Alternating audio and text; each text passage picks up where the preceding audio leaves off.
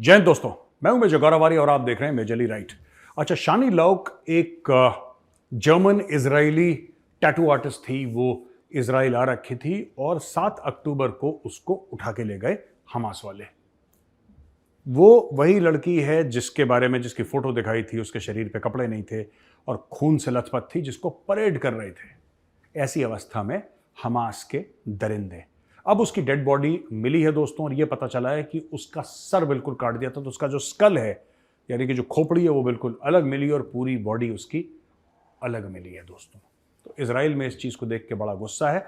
मैं ये बात आपको क्यों बता रहा हूं? मैं इसलिए बता रहा हूं दोस्तों, क्योंकि मैं चाहता हूं कि जो लोग हैं ना भारत में, खास तौर से भारत में कुछ लोग हैं जिनको खास खुजली है, पैलेस्टीन की जो अंदर से खाज इनकी नहीं मिट रही है, वो ये कह रहे हैं नहीं साहब, पैलेस्टीनियन के साथ गलत हो रहा है। सुनिए मेरी बात, पैलेस्टीनियंस हमास के साथ मिले हुए हैं। हमास का कोई अलग से हेडक्वार्टर नहीं है दोस्तों। अगर आपको ये गलतफहमी है, ये लोगों के घरों में, अस्पतालों में, मस्जिदों के अंदर, हर जगह हमास फैली हुई है। आम पब्लिक इलाकों में, बाजारों के बीच में, रेस्टोरेंट्स के बीच में हमास फैली, इनके हेडक्वार्टर, इनके अड्डे फैले हुए हैं। ठीक है, मैं एक बात बताता हूं। हमने तो एक लड़की का नाम ले लिया जिसका सर काट दिया था, बच्चे जिनके हाथ बांधे, उनको गोली मारी, उनको जिंदा जला दिया। ठीक है दोस्तों, कहीं ना कहीं तो बर्बरता खत्म होगी।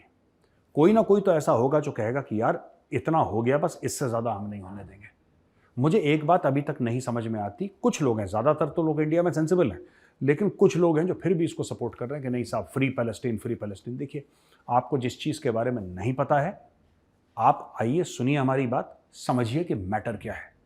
ठीक है, जब फिलिस्तीनी ये कहते हैं from the river to the sea Palestine will be free, ये रिवर जॉर्डन है और सी मेडिटेरेनियन है दोस्तों, और बीच में पड़ता है इजराइल। आप समझ रहे हैं इसमें लड़ाई किस चीज की है? लड़ाई ये है कि they do not recognize, even Palestinians do not recognize Israel's right to exist.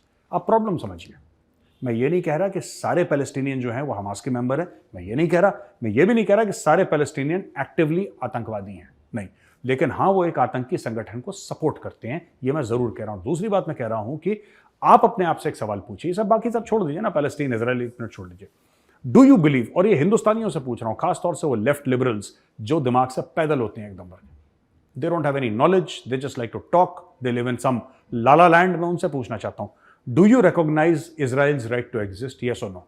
मैं टू स्टेट जो थ्योरी है, मैं उसको छोड़ दो, आप हर चीज छोड़ दो, forget about everything, just answer in yes और no. Should Israel as a country exist or not? क्या इजराइल को वजूद में रहने का हक है कि नहीं है, हां या ना? बस इस चीज का जवाब देना, फिर मैं अगले दिन वीडियो बना के आपको जवाब दूंगा। मंजूर है?